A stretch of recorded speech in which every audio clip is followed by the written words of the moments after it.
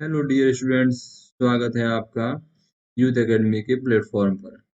ये स्टूडेंट्स, जो आज का टॉपिक रहेगा वो रहेगा हमारा हड़प्पा सभ्यता। स्टूडेंट्स, जो ये हड़प्पा सभ्यता का टॉपिक है, ये एंशिएंट हिस्ट्री का एक इम्पॉर्टेंट टॉपिक है, जो कि आपको प्रत्येक प्रतियोगिता परीक्षा अर्थात कॉम्पिटिटिव एग्जाम में देखने को मिलता है इसके क्वेश्चंस। तो स्टूडेंट्स, इसमें जो हमारा पढ़ने का प्रकार रहेगा, टाइप रहेगा, इसमें हम ऑब्जेक्टिव माध्यम से टॉपिक को कवर करेंगे। इसके साथ में जो अदर ऑप्शंस है उन पे भी हम फैक्ट कवर करेंगे, जो इम्पोर्टेंट फैक्ट बनते हैं उनसे। तो आप सीरीज को कंटिन्यू देखिएगा। इसके साथ में स्टूडेंट्स, मैं आपको बताना चाहता हूँ कि यूथ एकेडमी के ही प्लेटफॉर्म पर रीट की ऑनलाइन टेस्ट चल रही है। रीट की ऑनलाइन टेस्ट चल रही है, जो कि फ्री ऑफ कॉस्ट है। और इसका जो लिंक है ऐप का, ये आपको वीडियो में जो डिस्क्रिप्शन है उसमें मिल जाएगा। इसमें हमने 10 शेड्यूल बनाए हैं टेस्ट सीरीज के, तो आप शेड्यूल को देखिएगा और उस हिसाब से आप टेस्ट दीजिएगा, काफ़ी बेनिफिट रहेगा आपको। स्टूडेंट, स्टार्ट करते हैं आज का जो टॉपिक है हमारा। जो पहला प्रश्न है, पहला प्रश्न है, इतिहास के आरंभिक काल को निम्नलिखित में से क्या कहा जाता था? पूछा गया है आरंभिक काल। सही आंसर होगा वह होगा पुरा पाषाण काल। स्टूडेंट्स, आपने ध्यान दिया होगा जब आप पढ़ते हो तो उसमें आपको आता है प्राग ऐतिहासिक काल। कौन सा काल? एक प्राग ऐतिहासिक काल आता है।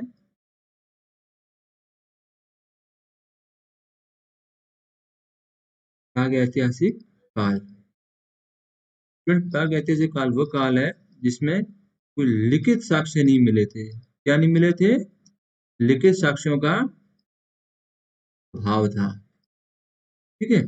और इसी प्राग ऐतिहासिक काल को हम 3 भागों में बांटते हैं, जिसमें हम पहले देखते हैं। तो पहला है, वो है पुरा पाषाण काल है।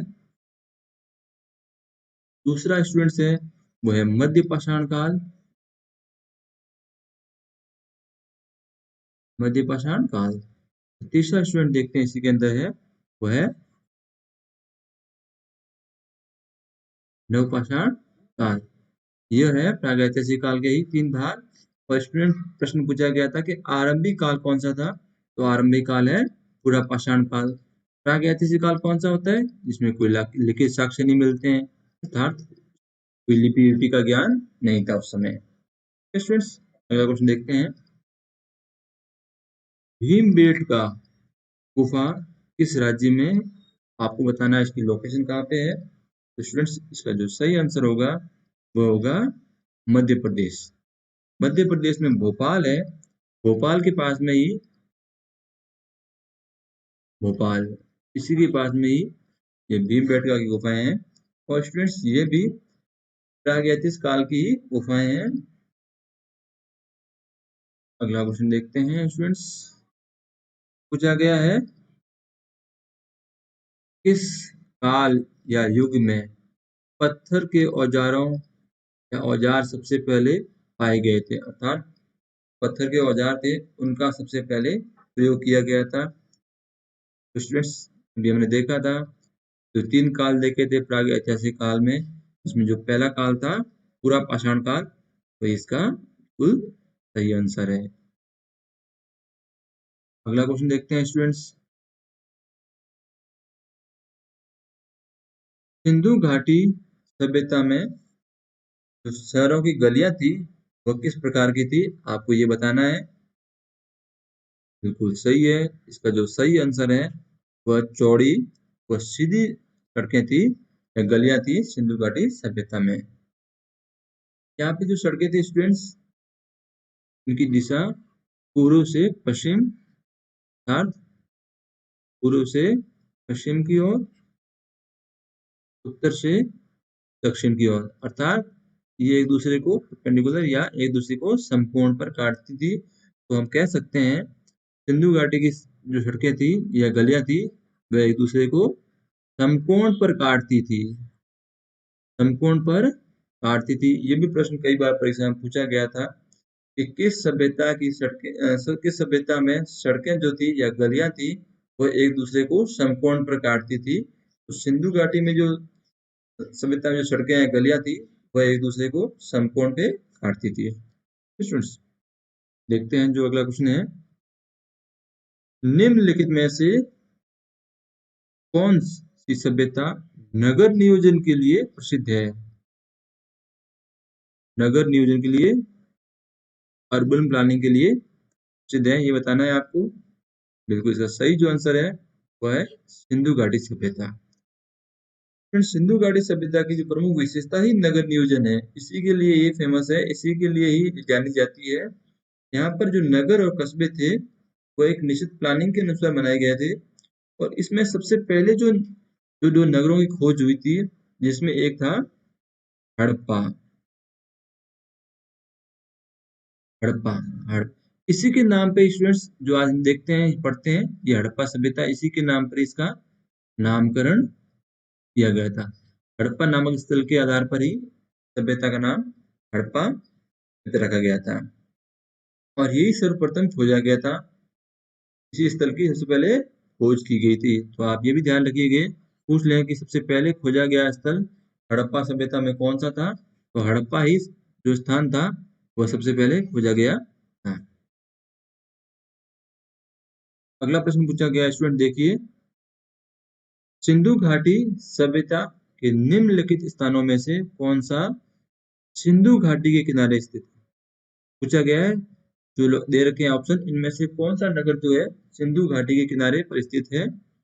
तो जो सही आंसर स्टूडेंट्स होगा वो होगा मोहनजोदड़ो। मोहनजोदड़ो है जो कि सिंधु घाटी नदी पर स्थित है। इसकी जो लोकेशन देखें स्टूडेंट्स, कि पाकिस्तान, वर्तमान जो पाकिस्तान है, पाकिस्तान में एक प्रांत पड़ता है सिंध, सिंध प्रांत पड़ता है, उसमें एक जिला है लड़काना। उस लड़काना जिले में जब जो आप देखते हो ये सिंधु नदी आती है, तो इस सिंधु नदी के दाहिने तट पर, अर्थात इस लोकेशन पर सिंध प्रांत है पाकिस्तान का, और उसमें ये लड़काना स्थान है, उसके किनारे पर ये सिंधु नदी निकल रही है, और वहीं पर यह मौजूदा नगर स्थित है। स्टूडेंट्स यहाँ की एक प्रमुख विशेषता ये भी है कि यहाँ पर प्रत्येक घर में निजी कुएं, जिसमें जो हम कहते हैं आज के समय जो जल की व्यवस्था थी, उस समय भी वो जल की व्यवस्था के लिए निजी कुएं और स्नानागार, बाथरूम थे, और पानी की जो नालियों की व्यवस्था थी वो बहुत ही अच्छी तरह की व्यवस्था थी। उसमें कोई लीकेज ऐसी कोई समस्या नहीं थी कि पानी एक जगह कोई इकट्ठा हो जाए। नालियों की व्यवस्था बहुत अच्छे तरीके से की गई थी, और उस समय वहाँ पे शौचालय की व्यवस्था भी थी। देखिए स्टूडेंट्स, आज से इतने पुराने समय में सिंधु घाटी सभ्यता में भी शौचालयों की व्यवस्था थी, अच्छे से नाली व्यवस्था थी, स्नानागार थे। तो ये सिंधु घाटी सभ्यता, अर्बन प्लानिंग, इतने समय भी पहले भी अर्बन प्लानिंग बहुत अच्छे तरीके से की गई थी। तो स्टूडेंट्स देखते हैं जो अगला प्रश्न है, सिंधु घाटी सभ्यता की लिपि कौन सी है? प्रश्न पूछा गया है कौन सी लिपि है, तो स्टूडेंट्स बताइए। बिल्कुल इसका जो सही आंसर है अज्ञात, अर्थात उस समय की जो लिपि है वो आज तक हमें हमें पढ़ी नहीं गई है, हमारे द्वारा वो ज्ञात नहीं की गई है। उस समय क्या वो उनकी द्वारा जो प्रयोग किए गए थे अक्षरों का या चित्रों का या शब्दों का, वो हम ज्ञात नहीं कर पाए हैं। तो इसलिए हम कहते हैं कि सिंधु घाटी सभ्यता की जो लिपि है वो अज्ञात है। वहां से हमें कुछ साक्ष्य जरूर मिले हैं, जिसमें कुछ मूल चिन्ह मिले हैं, कुछ अक्षर मिले हैं, और सेलखड़ी थी, और सेलखड़ी और मोहरें भी मिली हैं, और तांबे की गुटिया भी मिली है, पर हमें उन्हें पहचान नहीं पाए हैं। हम उन्हें चित्रात्मक माध्यम से जरूर देख सकते हैं, समझ सकते हैं, पर उनकी लिपि को विस्तार से समझ नहीं सकते हैं कि वो किस प्रकार की लिपि का प्रयोग करते थे। तो इसमें जो स्टूडेंट ध्यान रखिएगा, ये इंपॉर्टेंट प्रश्न है, कई बार पूछा गया है, क्योंकि हम जैसे हिस्ट्री पढ़ते हैं, एंशिएंट हिस्ट्री पढ़ते हैं, तो उसमें अलग अलग लिपियों का प्रयोग किया गया था, खरोष्टी भी है, ब्राह्मी भी है। तो पर हमें ध्यान देना है, सिंधु घाटी सभ्यता थी, उसमें किसी प्रकार की कोई लिपि का प्रयोग नहीं था, क्योंकि हम उस लिपि को पढ़ नहीं पाए, यदि थी भी तो पढ़ नहीं पाए। पर उस समय हमें कुछ ऐसे जरूर मिले हैं, साक्ष्य मिले हैं, सेलखड़ियां मिली है, मोहरें मिली है, पर हम पढ़ नहीं सके, इसलिए हम उसे ज्ञात कहते हैं। ठीक है स्टूडेंट्स। अगला प्रश्न देखते हैं, मोहनजोदड़ो का स्थानीय नाम था, जो मोहनजोदड़ो नगर था उसका स्थानीय नाम क्या था, ये बताना है आपको। बिल्कुल सही है, का स्थानीय नाम था मृतकों का टीला। ये स्टूडेंट जो मोहनजोदड़ो शब्द है तो मृतकों का टीला कहलाता है, और ये सिंधु भाषा, जो सिंधी भाषा है ना, उसका शब्द है। इसका सिंधी भाषा का शब्द है। इसके बाद में एक फैक्ट देखते हैं स्टूडेंट्स। एक फैक्ट तो देखा था पहले कि सबसे पहला खोजा गया नगर कौन सा था, वो तो हड़प्पा था। और हड़प्पा के बाद में जो खोजा गया था वो मोहनजोदड़ो था, और इसका जो खोज की गई थी वो खोज की गई थी 1922 में। कब की गई थी? 1922 में की गई थी, रखाल दास बनर्जी के द्वारा। रखाल दास बनर्जी के द्वारा इसकी खोज की गई थी। इंपॉर्टेंट ध्यान दीजिएगा, प्रश्न पूछ लिया जाता है कि मोहनजोदड़ो की खोज किसके द्वारा की गई थी, तो मोहनजोदड़ो की खोज 1922 में रखाल दास बनर्जी के द्वारा की गई थी। स्टूडेंट्स, अगला प्रश्न है, मोहनजोदड़ो में सबसे बड़ा भवन कौन सा था, पूछा गया है वहां पे जो भवनों का निर्माण किया गया था उनमें सबसे बड़ा भवन कौन सा था। तो स्टूडेंट्स, जो सही आंसर होगा वह धनागृह, अर्थात धान रखने का जो स्थान था वह सबसे बड़ा भवन था। स्टूडेंट, हम देखते हैं मोहनजोदड़ो में इसके साथ में ही विशेष स्नानागार भी मिले थे। मैंने पहले देखा था वहाँ नाली की व्यवस्था और शौचालय की व्यवस्था भी थी, तो उसका विशाल स्नानागार भी मिले थे, और उनकी भी जो स्थिति थी या आकार था वो भी काफी बड़े थे। प्रश्न ध्यान रखिए स्टूडेंट्स, पूछा जाता है कि मोहनजोदड़ो में सबसे बड़े भवन कौन से मिले थे, तो यह धनागृह थे, जहाँ धन का वह धान्य जो खाते थे चीजें उनका संग्रह करते थे, वह सबसे बड़ी भवन थी। ठीक है स्टूडेंट्स, अगला प्रश्न देखते हैं स्टूडेंट्स। विशाल स्नानागृह ग्रेट बाथ, पहले विस्तार से बात की थी, अब देखिए सही आंसर बताइए इसका। ग्रेट बाथ कहाँ स्थित थे, विशाल स्नानागृह कहाँ स्थित थे, ये प्रश्न पूछा गया है। तो स्टूडेंट्स, इसका जो सही आंसर होगा यह मोहनजोदड़ो होगा। मोहनजोदड़ो में ही हमने देखा था कि विशाल स्नानागृह थे वहां पे। अगला प्रश्न देखते हैं स्टूडेंट्स, सिंधु घाटी के लोगों की एक महत्वपूर्ण रचना निम्नलिखित में से किस मूर्ति की थी। उनके द्वारा एक मूर्ति की रचना की गई थी, उस मूर्ति के बारे में आपको बताना है। तो स्टूडेंट, बिल्कुल सही है, का जो सही आंसर है वह नृत्य करती हुई एक बालिका, नृत्य कर रही है, डांस करती है एक बालिका है, उसकी जो है मूर्ति महत्वपूर्ण रचना थी किसकी, सिंधु घाटी सभ्यता के लोगों की। तो स्टूडेंट्स, ये जो मूर्ति है ये मिली कहाँ से है, ये आपको कमेंट करना है। कि इम्पोर्टेंट फैक्ट है, एक बार पीछे से पूछा गया था कि सिंधु घाटी सभ्यता में जो नर्तकी की मूर्ति मिली थी वो कहाँ मिली थी। तो स्टूडेंट, चलो कोई मैं आपको बता देता हूँ, ये मिली थी मोहनजोदड़ो में। कहाँ मिली थी स्टूडेंट्स, आप ध्यान रखिएगा, इम्पोर्टेंट फैक्ट है, मोहनजोदड़ो में नृत्य करती हुई बालिका की मूर्ति मिली थी। ठीक है स्टूडेंट्स, अगला प्रश्न पूछा गया स्टूडेंट्स, देवी माता की पूजा संबंधित थी, देवी माता की पूजा थी किससे संबंधित थी। फ्रेंड्स, बिल्कुल सही है इसका, सिंधु घाटी सभ्यता के साथ संबंध रखती थी ये देवी माता की मूर्ति। ये भी स्टूडेंट्स जो ही पुरातात्विक साक्ष्यों से प्राप्त है, जो कि मातृ देवी की मूर्ति है, इसके हमें साक्ष्य मिलते हैं सिंधु घाटी सभ्यता से। ठीक है स्टूडेंट्स, अगला प्रश्न देखते हैं, सिंधु घाटी सभ्यता का पतन नगर, एक उस समय व्यापार भी किए जाते थे, तो उसमें एक पतन नगर था, एक बंदरगाह था, वो बताना है वो बंदरगाह कौन सा था स्टूडेंट्स। बिल्कुल सही आंसर है इसका, लोथल। उस समय एक लोथल बंदरगाह था जहां से वह व्यापार के लिए एक स्थान से दूसरे स्थान पर, इस स्थान से जो परिवहन किए जाते थे साधनों के द्वारा, इस स्थान पर अपना माल लेके आते थे, यहीं से दूसरे स्थानों पर जो माल है उनके द्वारा जो अवशेष थे कोई भी चीजों के खाने के या अन्य प्रकार के उनका यहाँ इस पतन से यह अन्य स्थानों पर भेज देते। तो स्टूडेंट देखते हैं इस लोथल के बारे में। लोथल सबसे पहले ये लोथल है कहाँ, इसकी लोकेशन देखते हैं। ये लोथल जो है वर्तमान भारत में जो गुजरात के अहमदाबाद के पास में भोगवा नदी, कौन सी? भोगवा नदी, भोगवा नदी के किनारे पर स्थित है। जो स्टूडेंट्स 1955 से 1962 के मध्य यहाँ पर एस.आर. राव के द्वारा खुदाई की गई थी। किसके द्वारा? इंपॉर्टेंट फैक्ट है, पूछा जाता है कि जो लोथल की खुदाई का काम किसके द्वारा किया गया था, तो यह राव के द्वारा किया गया था, जो कि 1955 से 1962 के मध्य किया गया था इनके निर्देशन में। जहाँ 2 मील के बड़े नगर के अवशेष मिले थे, जो इन्होंने खुदाई की थी। वहाँ इतने बड़े लोकेशन पर, 2 मील की लोकेशन पर बड़े नगर मिले थे। स्टूडेंट सबसे बड़ी चीज यहाँ है, ये है कि यहाँ पर पकी हुई ईंटों के साक्ष्य भी मिले हैं। अर्थात पकी हुई ईंटों के साक्ष्य मिले मतलब यहाँ जो ईंटें थी पकी हुई, उन्हीं के द्वारा यहाँ पर विशाल प्रकार के घरों की रचना की गई थी।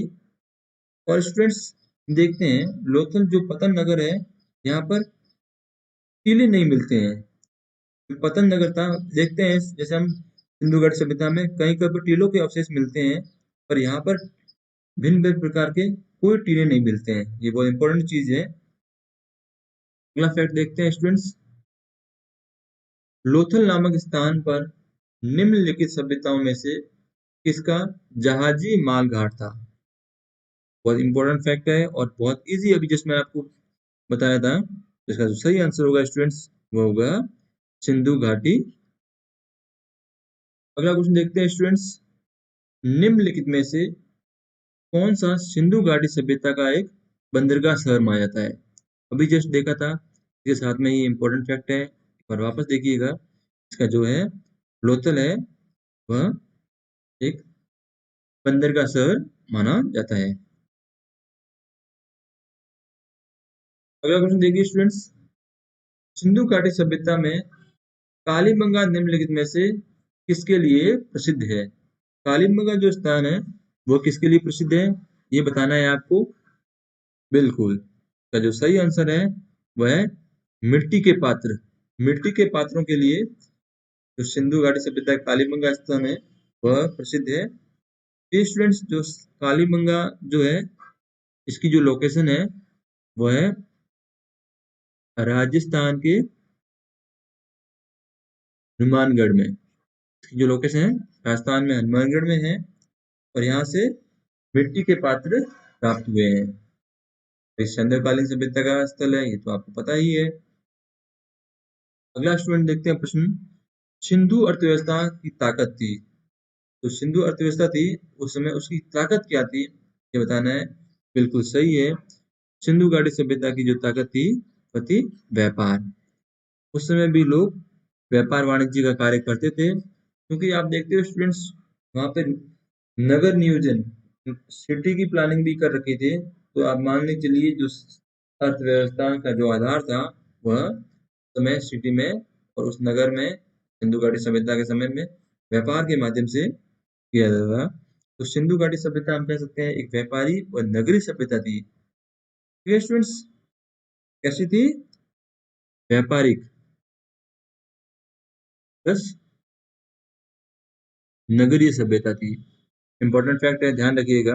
पूछ सकते हैं आपको कि निम्न में से प्रश्न दे दे अलग अलग सभ्यताओं का, और कौन सी सभ्यता व्यापारिक व नगरीय सभ्यता थी। सिंधु घाटी सभ्यता जो थी वो व्यापारिक व नगरीय सभ्यता थी। अगला क्वेश्चन देखते हैं स्टूडेंट्स। निम्नलिखित में से कौन सी धातु हड़प्पा सभ्यता में नहीं पाई गई थी या उनके द्वारा नहीं प्रयोग में लाई गई थी, ये बताना है आपको। इसका जो सही आंसर है बिल्कुल स्टूडेंट्स ये है लोहा है। लोहे का प्रयोग हड़प्पा सभ्यता में नहीं किया गया था, बाकी सोने का, चांदी का, तांबे का उस समय प्रयोग किया गया था। तो स्टूडेंट देखें तो लोहे का सबसे पहले भारत में प्रयोग कब किया गया, ये देखें तो लोहे का प्रयोग लगभग भारत में उत्तर वैदिक काल मतलब आप मान के चलिए लगभग 1000 ईसा पूर्व, 1000 ईसा पूर्व में क्या कहते हैं उत्तर वैदिक काल में भारत में सबसे पहले लोहे का प्रयोग प्रचलन में आया था। तो ये भी फैक्ट ध्यान रखिएगा। प्रश्न पूछ ले कि भारत में किस समय, किस काल अवधि में सबसे पहले लोहे का प्रयोग किया गया था, तो उत्तर वैदिक काल था, जो कि 1000 ईसा पूर्व के लमसम था। स्टूडेंट्स, अगला क्वेश्चन देखते हैं। तोरतुगई या सिंधु घाटी सभ्यता किस देश में स्थित है? बहुत इजी क्वेश्चन है। बताइए स्टूडेंट्स। पूछा गया है सोरतुगई, ठीक है, सोरतुगई है अफगानिस्तान में। ठीक है स्टूडेंट्स, ये अफगानिस्तान में स्थित है। तो ये स्टूडेंट, ये तो थे इंपॉर्टेंट क्वेश्चंस। अब इस पे हम कुछ फैक्ट हैं, इंपॉर्टेंट फैक्ट है, उन पे भी चर्चा कर लेते हैं। पहला फैक्ट देखिए, लोथल नगर किस नदी के उपनदी के किनारे पर बसा हुआ है? पूछा गया है किस नदी के उपनदी पर?